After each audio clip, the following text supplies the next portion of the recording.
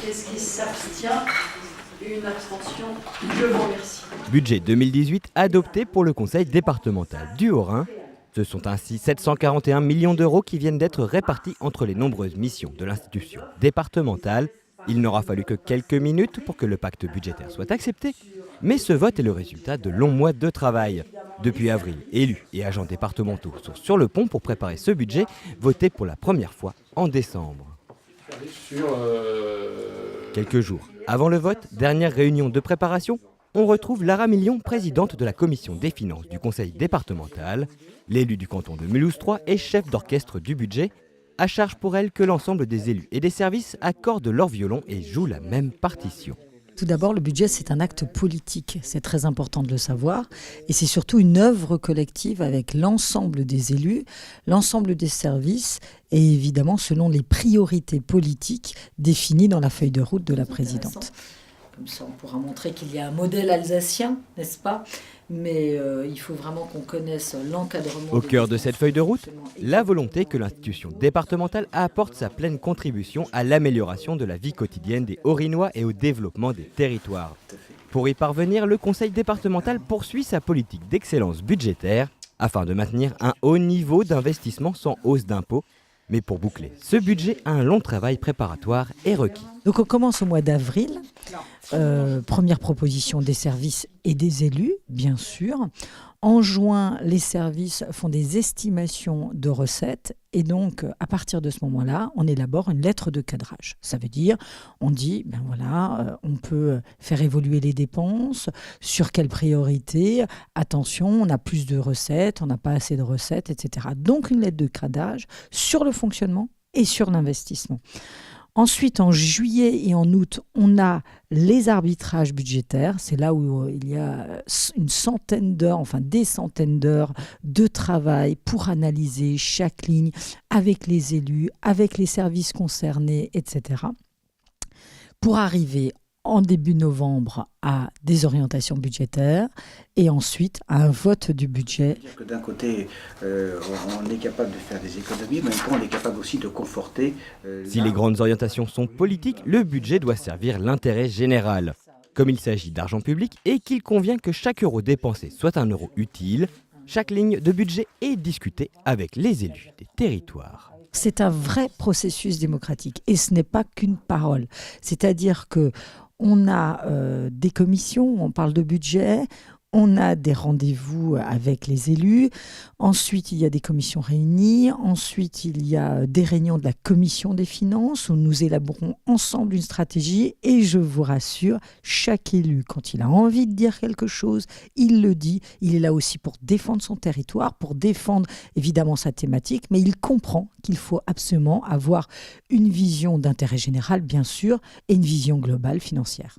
Moi, je me dois d'être objective, à côté de la présidente, bien sûr, de pouvoir dire voilà les marges financières qu'on a ou qu'on n'a pas, d'essayer de trouver aussi des économies, de travailler avec le directeur général des services et avec les services pour faire des économies structurelles, des économies d'emploi, pour trouver des marges de manœuvre et pour réinjecter ces marges de manœuvre, évidemment, dans l'investissement ou dans la solidarité ou dans le développement de notre territoire. Et aujourd'hui, grâce à cela, nous pouvons prévoir l'avenir. Alors, je peux et nous pouvons l'affirmer aujourd'hui, il existe un modèle de gestion alsacien. Disons-le, parce que nous avons fait ce que nous avons dit et nous avons réussi. En 2018...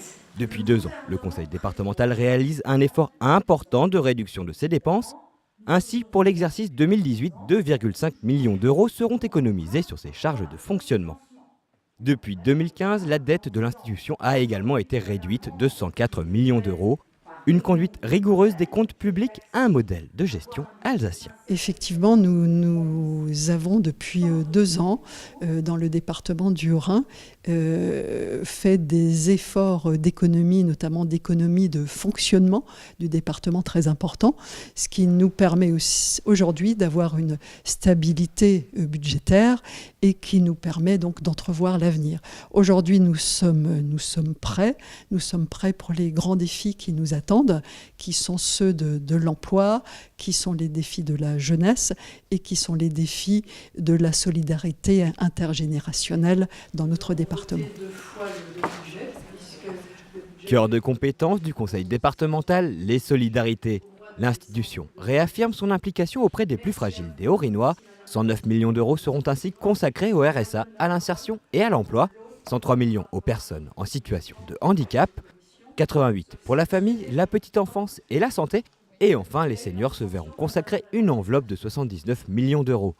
Afin de soutenir l'attractivité des territoires, ce sont également 79 millions d'euros qui seront consacrés au réseau routier, au tourisme et à l'environnement. Dernier point de ce budget 2018 et non des moindres, la jeunesse. Les 36 000 collégiens du département se verront consacrer 41 millions d'euros. Premier acte d'une politique d'investissement ambitieuse dans l'éducation. Il y a un véritable diagnostic qui a été mené sur tous les collèges, sur leur état en maintenance, sur la rénovation, sur la restructuration à faire.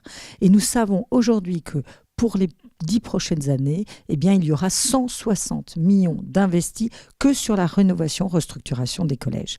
Ensuite, il y a une maintenance. De plus en plus, nous voulons une maintenance performante. 21,4 millions sur 10 ans, évidemment, pour que les collèges restent, en termes d'entretien, bien entretenus, pour mieux le dire. Ensuite, des investissements pour le numérique. Là aussi, c'est une des priorités. Aujourd'hui, une remise à niveau du parc informatique, une intégration progressive des équipements mobiles, tablettes, smartphones, etc. Et puis, eh bien, notre priorité, c'est la réussite éducative. La réussite éducative aussi au niveau des équipements sportifs, au niveau du multilinguisme, au niveau de l'épanouissement aussi par rapport à la culture. Voilà notre stratégie aujourd'hui de réussite éducative pour les collèges.